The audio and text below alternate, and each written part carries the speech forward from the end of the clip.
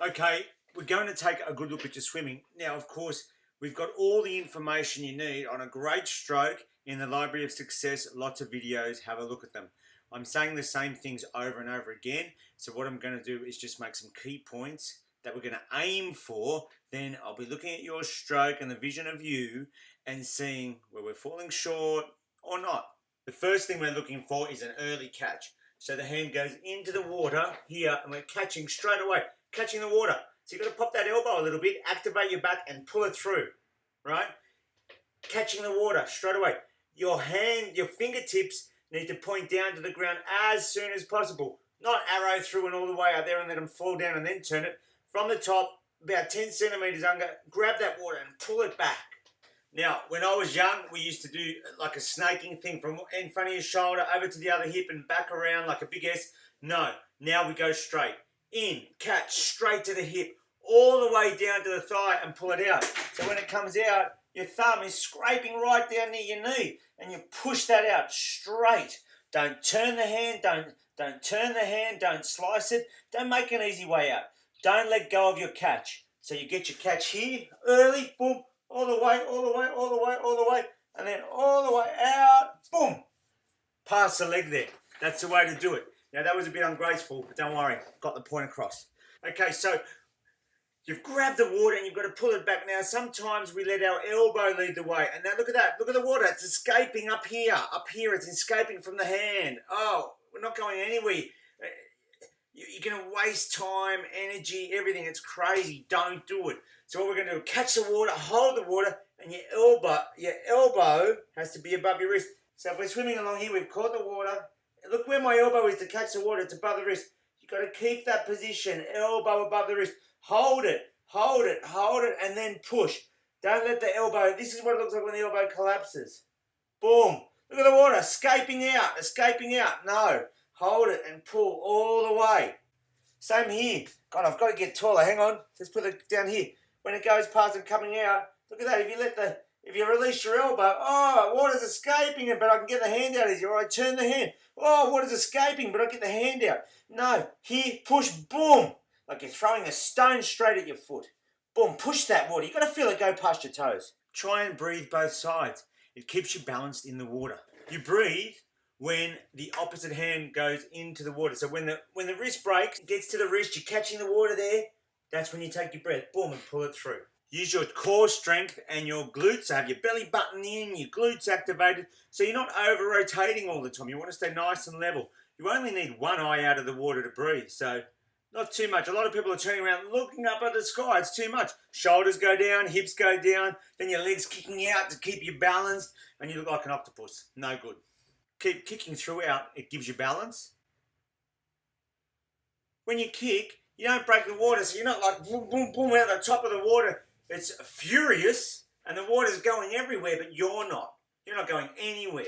All you want is your feet just to the top of the water, making it boil from the glutes and the hips rather than from the knees, right?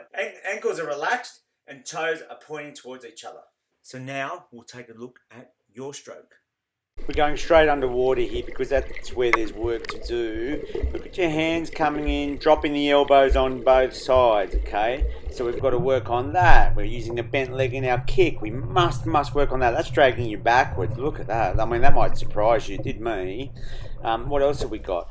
And look here, when you go to breathe, you lift your head right up and out. You can see yourself looking forward and then up and out. Stay looking down when you breathe and just turn your head one eye. Because when you turn it so far to breathe, the rotation is just too much. Here are some examples for you to copy. These are some great swimmers, and the maximum here is like 34.6%. You're probably doing 70%, you know. And look at their hands as well. They are all pointing straight down. It takes you a long time to get your fingers pointing down, and then you don't keep them down for very long. So we'll go back and check that out. And so here we can see, as you go to breathe, look at that. Both eyes are out of the water. You've turned around so far and your head's up. Then we've got your little finger coming out first. So you've got your head up and you're letting go of the water so quickly with that hand. Come on. Now, the kick, that leg has been so... You can see that. That is actually motioning the water the other way across the top of your head. If I gave you a kickboard and said, I just want you to kick like that, you'd actually go backwards. To get a good catch, you need to keep your elbow up and your fingers pointed down. Your elbow is down and your fingers are pointed up. It's the exact reverse of what we want. And you're pushing against the water. So when do you use an effective catch to pull the water back toward your feet and shoot yourself forward? Is it here? Not really. It's only when you're about a third of the way through the stroke that you really start to move yourself through the water. And we know you get out early. So for all the time you're in the water, how often is your arm actually being effective? Certainly not as much as you'd like. I'd say you're really only working with 30% effectiveness. Checking the other arm, it's the same sort of thing. We've got that right hand down and you're only effective when you're under the shoulder again. You can see that. That's what you want. Fingers down, palm flat, pointing back, ripping the water through. But you don't do it until you get to your shoulder. And then we've seen from earlier video that you twist your hand and exit the water early.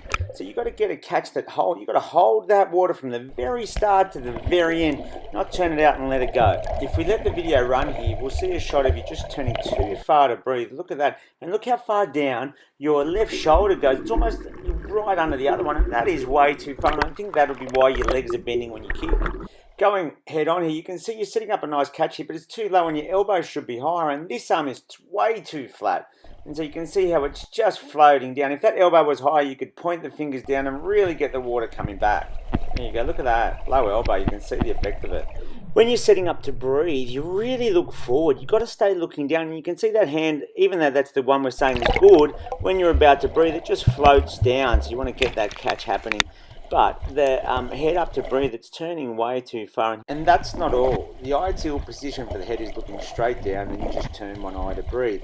You're lifting your head up, looking forward underwater before you breathe. And then if you look at the timing, you're breathing a bit late. Like you should be breathing when the wrist enters the water. Your whole arm's in the water before you take a breath. So while the tape runs, we'll look at a number of minor adjustments. We want a straight leg kick. We want to get that catch working really fast with an elbow above the wrist, not below it. We want you to breathe just as your wrist comes into the water, not well after. And the whole time you need to be looking straight down, not lifting up and looking forward just before you breathe. Look at that, pushing against the water. You need a higher elbow to get those fingers pointing down. Oh, leg needs to stay in. It's really, really important. Pull your belly button in and use your glutes to keep you stable in the water so we're not rolling so far. And reduce the amount you're turning your head to breathe. That's going to help so much. Also, just like you lift your head, you also dive it down too deep underwater. We shouldn't have your whole head underwater, but it happens from time to time. So you want to keep more level and just reduce the amount you move your head. That'll be much better. And of course, there's your kick again. So we're going to work on that. Here we go here. We're finishing up. But look, there's changes to make, but you're a good swimmer. So it's not going to be too much. Like little things like that, like pulling out all the way to the back of your stroke, you could do that in a day. Some of the other things we'll have to work on, like your breathing. And the fitter you get, the easier it will be to do that.